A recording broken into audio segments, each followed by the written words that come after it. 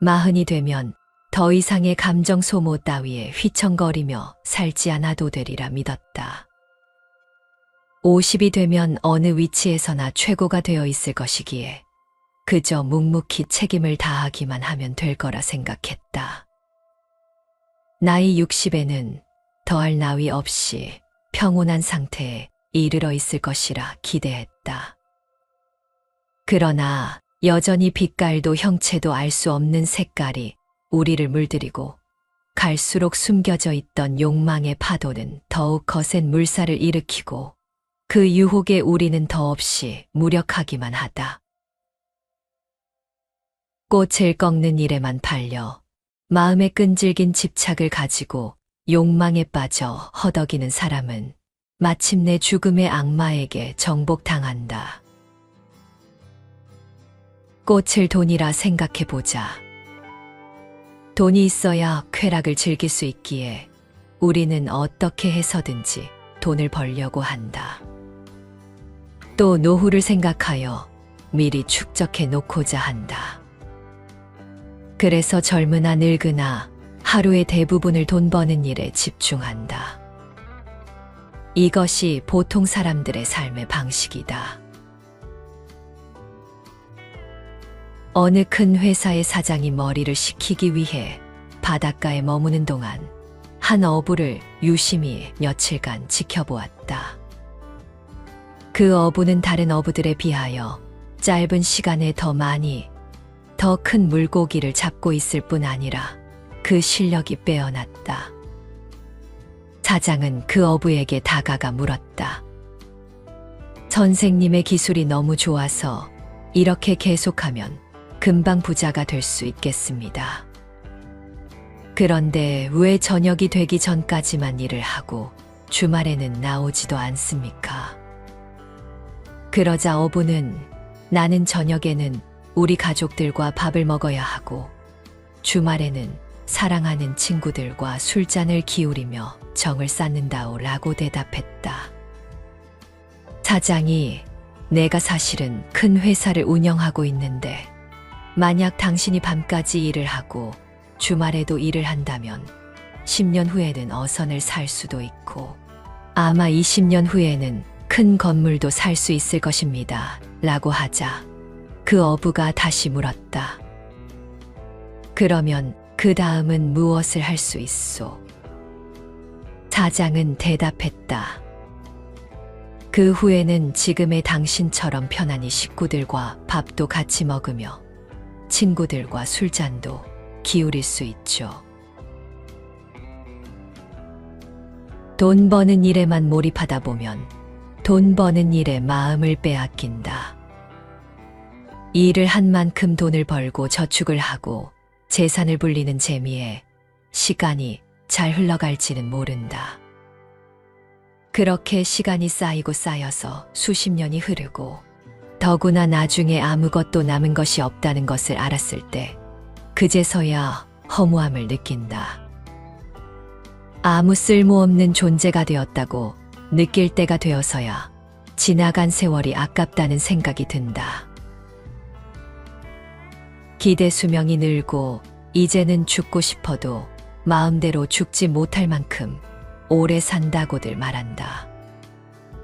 그런데 인간의 수명은 정해져 있지 않다.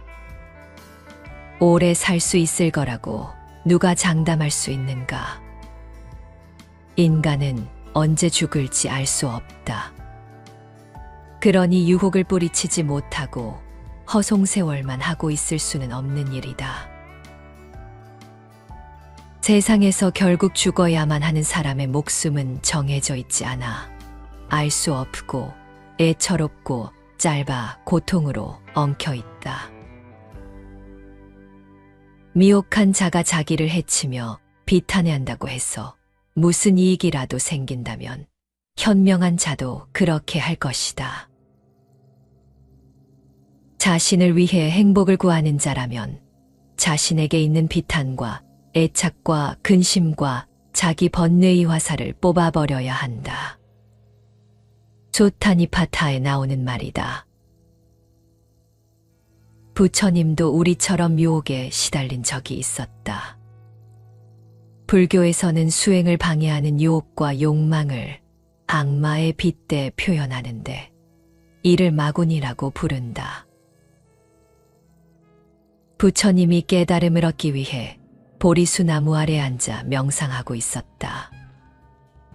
부처님이 깨달음을 얻기 바로 직전이 되자 마라의 궁전이 크게 흔들렸다. 부처님을 어떻게 해야 할지 1000명이 넘는 마라와 그의 아들들, 그의 권속들이 의견을 모았으나 좀처럼 결론이 나지 않아 마라의 세 딸이 직접 나서기로 했다. 마라의 세 딸은 보리수나무 아래에서 수행하고 있던 부처님 앞에 나타나 갖은 아양을 떨면서 유혹했다. 부처님은 유혹에 굴하지 않고 육체의 쾌락에는 고뇌가 따른다. 나는 정신적인 자유를 얻고자 한다며 마라의 딸들을 다 일렀다. 젊고 고운 외모를 지녔던 그들이 일순간에 노파의 모습으로 변했다. 마라는 딸들이 노인이 돼서 돌아오자 분노해 직접 군대를 이끌고 부처님을 공격했으나 마라의 병사들이 부처님을 향해 쏜 화살이 모두 꽃으로 변해 하늘이 꽃으로 뒤덮였다. 마라는 부처님 앞에 직접 모습을 드러내어 자신의 권력을 줄 테니 수행을 멈추라고 회유했다. 하지만 부처님은 나에게 있어 권력과 쾌락은 의미가 없다. 나는 공덕을 쌓았기에 부처가 될 것이다라며 끝끝내 마라의 제안을 거절했다. 그러자 마라는 그렇다면 당신이 깨달았다는 것을 어떻게 증명할 것인가라고 물었다. 부처님이 오른손을 들어 땅을 가리키면서 이 땅이 증명할 것이다고 답했다.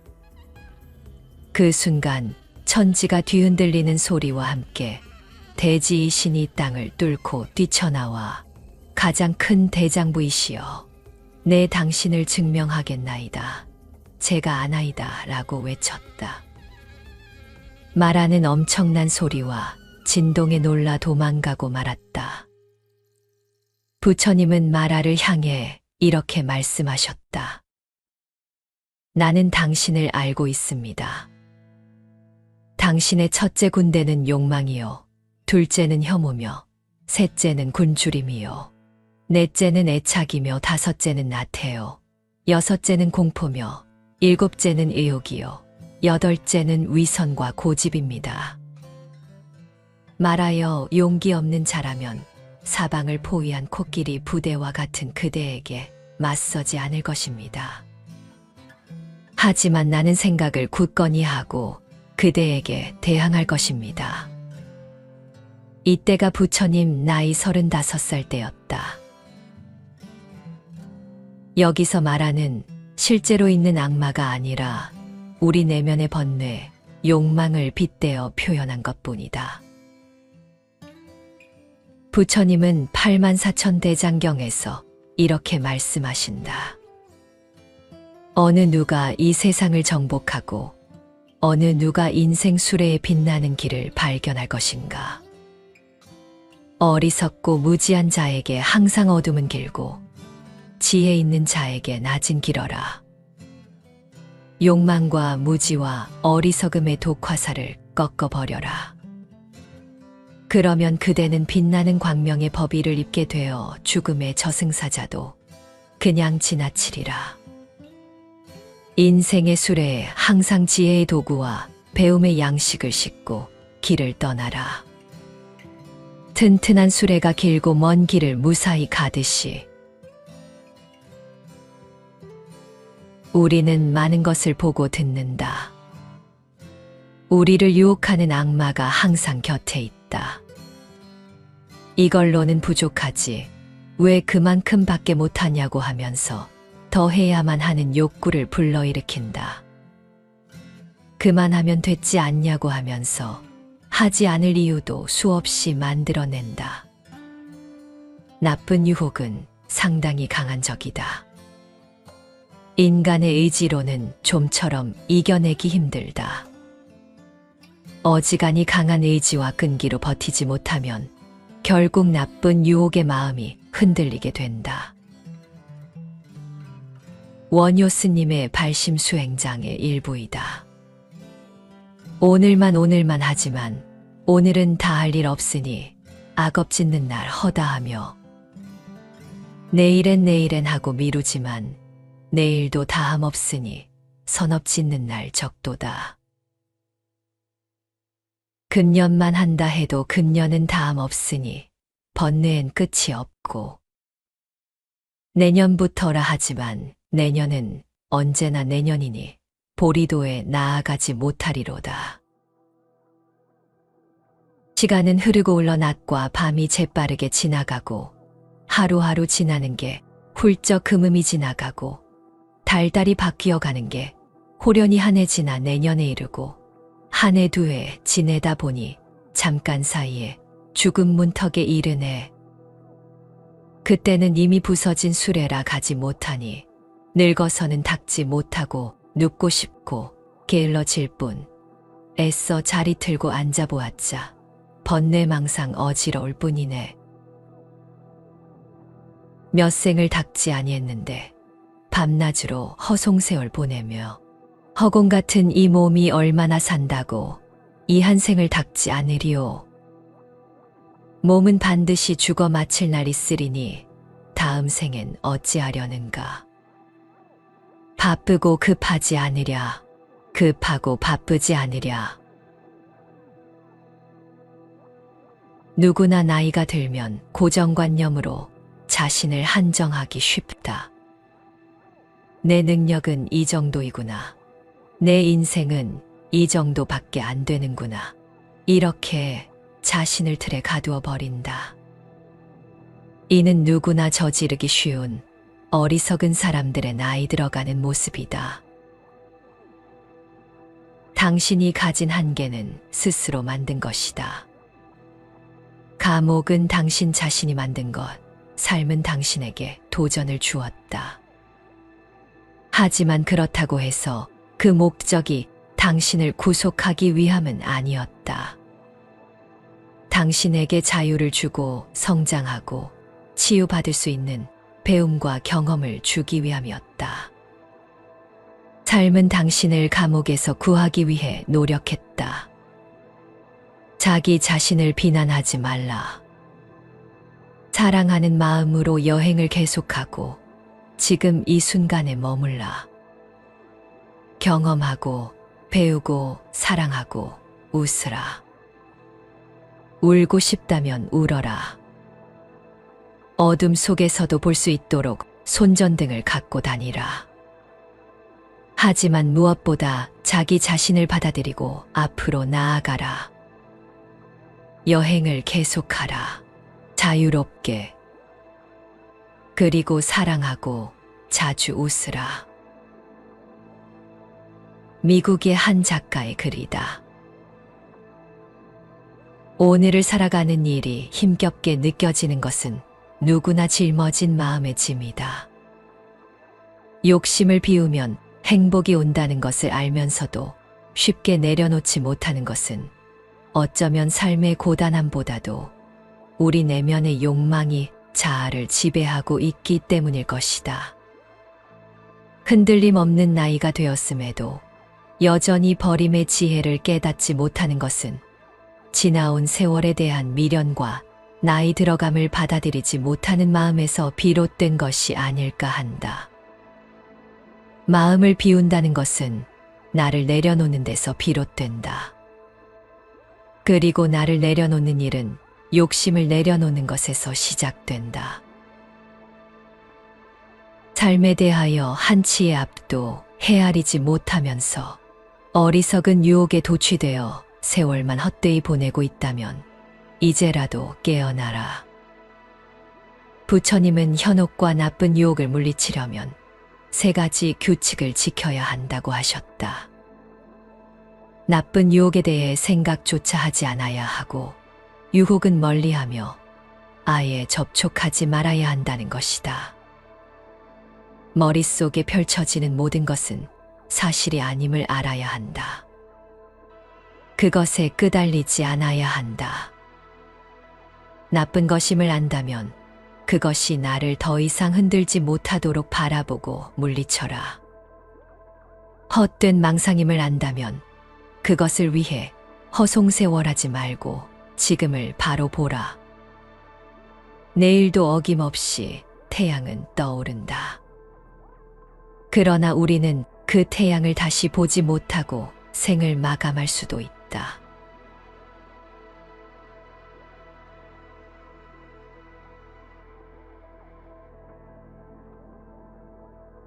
마흔이 되면 더 이상의 감정 소모 따위에 휘청거리며 살지 않아도 되리라 믿었다. 50이 되면 어느 위치에서나 최고가 되어 있을 것이기에 그저 묵묵히 책임을 다하기만 하면 될 거라 생각했다. 나이 60에는 더할 나위 없이 평온한 상태에 이르러 있을 것이라 기대했다. 그러나 여전히 빛깔도 형체도 알 수 없는 색깔이 우리를 물들이고 갈수록 숨겨져 있던 욕망의 파도는 더욱 거센 물살을 일으키고 그 유혹에 우리는 더없이 무력하기만 하다.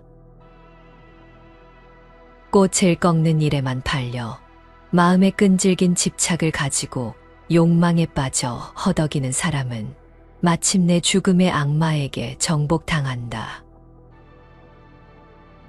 꽃을 돈이라 생각해보자. 돈이 있어야 쾌락을 즐길 수 있기에 우리는 어떻게 해서든지 돈을 벌려고 한다. 또 노후를 생각하여 미리 축적해 놓고자 한다.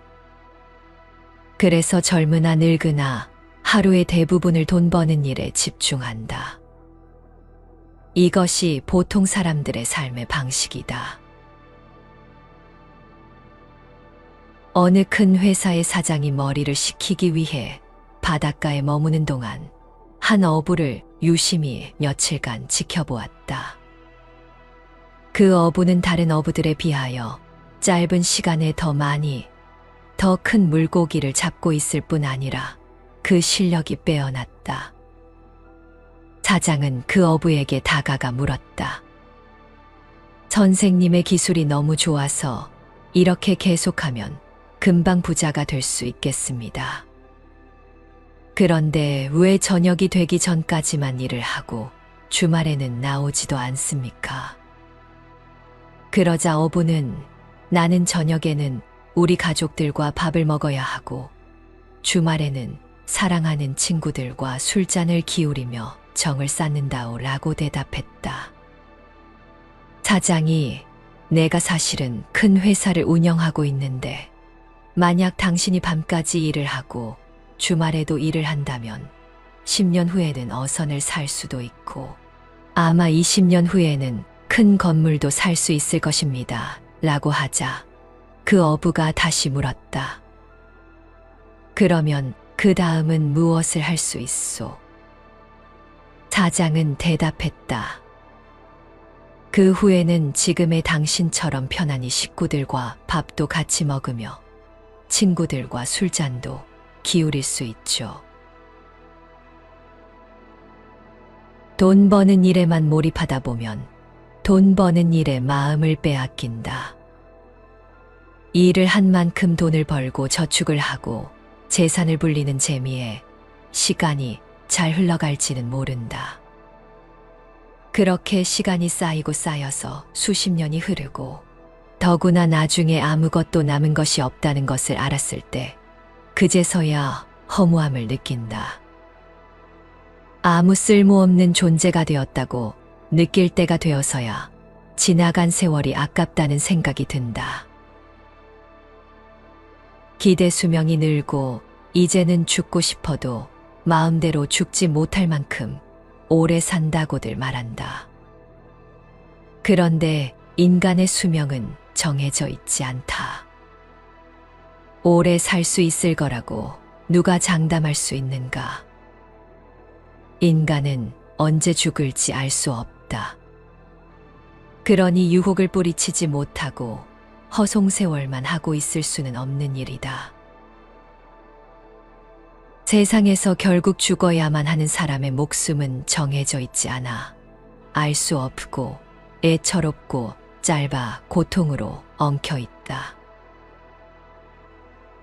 미혹한 자가 자기를 해치며 비탄해한다고 해서 무슨 이익이라도 생긴다면 현명한 자도 그렇게 할 것이다. 자신을 위해 행복을 구하는 자라면 자신에게 있는 비탄과 애착과 근심과 자기 번뇌의 화살을 뽑아버려야 한다. 조타니파타에 나오는 말이다. 부처님도 우리처럼 유혹에 시달린 적이 있었다. 불교에서는 수행을 방해하는 유혹과 욕망을 악마에 빗대 표현하는데 이를 마군이라고 부른다. 부처님이 깨달음을 얻기 위해 보리수 나무 아래 앉아 명상하고 있었다. 부처님이 깨달음을 얻기 바로 직전이 되자 마라의 궁전이 크게 흔들렸다. 부처님을 어떻게 해야 할지 1000명이 넘는 마라와 그의 아들들, 그의 권속들이 의견을 모았으나 좀처럼 결론이 나지 않아 마라의 세 딸이 직접 나서기로 했다. 마라의 세 딸은 보리수나무 아래에서 수행하고 있던 부처님 앞에 나타나 갖은 아양을 떨면서 유혹했다. 부처님은 유혹에 굴하지 않고 육체의 쾌락에는 고뇌가 따른다. 나는 정신적인 자유를 얻고자 한다며 마라의 딸들을 다 일렀다. 젊고 고운 외모를 지녔던 그들이 일순간에 노파의 모습으로 변했다. 마라는 딸들이 노인이 돼서 돌아오자 분노해 직접 군대를 이끌고 부처님을 공격했으나 마라의 병사들이 부처님을 향해 쏜 화살이 모두 꽃으로 변해 하늘이 꽃으로 뒤덮였다. 마라는 부처님 앞에 직접 모습을 드러내어 자신의 권력을 줄 테니 수행을 멈추라고 회유했다. 하지만 부처님은 나에게 있어 권력과 쾌락은 의미가 없다. 나는 공덕을 쌓았기에 부처가 될 것이다라며 끝끝내 마라의 제안을 거절했다. 그러자 마라는 그렇다면 당신이 깨달았다는 것을 어떻게 증명할 것인가라고 물었다. 부처님이 오른손을 들어 땅을 가리키면서 이 땅이 증명할 것이다고 답했다. 그 순간 천지가 뒤흔들리는 소리와 함께 대지의 신이 땅을 뚫고 뛰쳐나와 가장 큰 대장부이시여 내 당신을 증명하겠나이다. 제가 아나이다 라고 외쳤다. 마라는 엄청난 소리와 진동에 놀라 도망가고 말았다. 부처님은 마라를 향해 이렇게 말씀하셨다. 나는 당신을 알고 있습니다. 당신의 첫째 군대는 욕망이요, 둘째는 혐오며, 셋째는 굶주림이요, 넷째는 애착이며, 다섯째는 나태요, 여섯째는 공포며, 일곱째는 의욕이요, 여덟째는 위선과 고집입니다. 말하여 용기 없는 자라면 사방을 포위한 코끼리 부대와 같은 그대에게 맞서지 않을 것입니다. 하지만 나는 생각을 굳건히 하고 그대에게 대항할 것입니다. 이때가 부처님 나이 35살 때였다. 여기서 말하는 실제로 있는 악마가 아니라 우리 내면의 번뇌, 욕망을 빗대어 표현한 것뿐이다. 부처님은 84,000대장경에서 이렇게 말씀하신다. 어느 누가 이 세상을 정복하고 어느 누가 인생 수레에 빛나는 길을 발견할 것인가. 어리석고 무지한 자에게 항상 어둠은 길고 지혜 있는 자에게 낮은 길어라. 욕망과 무지와 어리석음의 독화살을 꺾어버려라. 그러면 그대는 빛나는 광명의 법의를 입게 되어 죽음의 저승사자도 그냥 지나치리라. 인생의 수레에 항상 지혜의 도구와 배움의 양식을 싣고 길을 떠나라. 튼튼한 수레가 길고 먼 길을 무사히 가듯이 우리는 많은 것을 보고 듣는다. 우리를 유혹하는 악마가 항상 곁에 있다. 이걸로는 부족하지. 왜 그만큼밖에 못하냐고 하면서 더 해야만 하는 욕구를 불러일으킨다. 그만하면 됐지 않냐고 하면서 하지 않을 이유도 수없이 만들어낸다. 나쁜 유혹은 상당히 강한 적이다. 인간의 의지로는 좀처럼 이겨내기 힘들다. 어지간히 강한 의지와 끈기로 버티지 못하면 결국 나쁜 유혹의 마음이 흔들리게 된다. 원효 스님의 발심 수행장의 일부이다. 오늘만 하지만 오늘은 다 할 일 없으니 악업짓는 날 허다하며 내일엔 하고 미루지만 내일도 다함 없으니 선업짓는 날 적도다. 금년만 한다 해도 금년은 다함 없으니 번뇌엔 끝이 없고 내년부터라 하지만 내년은 언제나 내년이니 보리도에 나아가지 못하리로다. 시간은 흐르고 흘러 낮과 밤이 재빠르게 지나가고 하루하루 지나는 게 훌쩍 흐름이 지나가고 달달이 바뀌어가는 게 호련히 한 해 지나 내년에 이르고 한 해 두 해 지내다 보니 잠깐 사이에 죽음 문턱에 이르네. 그때는 이미 부서진 수레라 가지 못하니 늙어서는 닦지 못하고 눕고 싶고 게을러질 뿐 애써 자리 틀고 앉아보았자 번뇌망상 어지러울 뿐이네. 몇 생을 닦지 아니했는데 밤낮으로 허송세월 보내며 허공 같은 이 몸이 얼마나 산다고 이 한 생을 닦지 않으리오. 몸은 반드시 죽어 마칠 날이 있으리니 다음 생엔 어찌하려는가. 바쁘고 급하지 않으랴. 급하고 바쁘지 않으랴. 누구나 나이가 들면 고정관념으로 자신을 한정하기 쉽다. 내 능력은 이 정도이구나. 내 인생은 이 정도밖에 안 되는구나. 이렇게 자신을 틀에 가두어 버린다. 이는 누구나 저지르기 쉬운 어리석은 사람들의 나이 들어가는 모습이다. 당신이 가진 한계는 스스로 만든 것이다. 감옥은 당신 자신이 만든 것, 삶은 당신에게 도전을 주었다. 하지만 그렇다고 해서 그 목적이 당신을 구속하기 위함은 아니었다. 당신에게 자유를 주고 성장하고 치유받을 수 있는 배움과 경험을 주기 위함이었다. 삶은 당신을 감옥에서 구하기 위해 노력했다. 자기 자신을 비난하지 말라. 사랑하는 마음으로 여행을 계속하고 지금 이 순간에 머물라. 경험하고 배우고 사랑하고 웃으라. 울고 싶다면 울어라. 어둠 속에서도 볼 수 있도록 손전등을 갖고 다니라. 하지만 무엇보다 자기 자신을 받아들이고 앞으로 나아가라. 여행을 계속하라. 자유롭게. 그리고 사랑하고 자주 웃으라. 미국의 한 작가의 글이다. 오늘을 살아가는 일이 힘겹게 느껴지는 것은 누구나 짊어진 마음의 짐이다. 욕심을 비우면 행복이 온다는 것을 알면서도 쉽게 내려놓지 못하는 것은 어쩌면 삶의 고단함보다도 우리 내면의 욕망이 자아를 지배하고 있기 때문일 것이다. 흔들림 없는 나이가 되었음에도 여전히 버림의 지혜를 깨닫지 못하는 것은 지나온 세월에 대한 미련과 나이 들어감을 받아들이지 못하는 마음에서 비롯된 것이 아닐까 한다. 마음을 비운다는 것은 나를 내려놓는 데서 비롯된다. 그리고 나를 내려놓는 일은 욕심을 내려놓는 것에서 시작된다.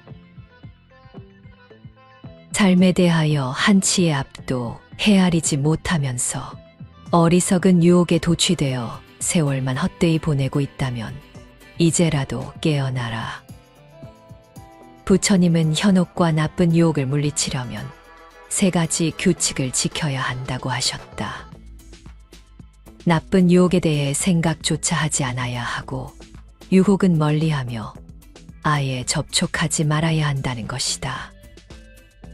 머릿속에 펼쳐지는 모든 것은 사실이 아님을 알아야 한다. 그것에 끄달리지 않아야 한다. 나쁜 것임을 안다면 그것이 나를 더 이상 흔들지 못하도록 바라보고 물리쳐라. 헛된 망상임을 안다면 그것을 위해 허송세월하지 말고 지금을 바로 보라. 내일도 어김없이 태양은 떠오른다. 그러나 우리는 그 태양을 다시 보지 못하고 생을 마감할 수도 있다.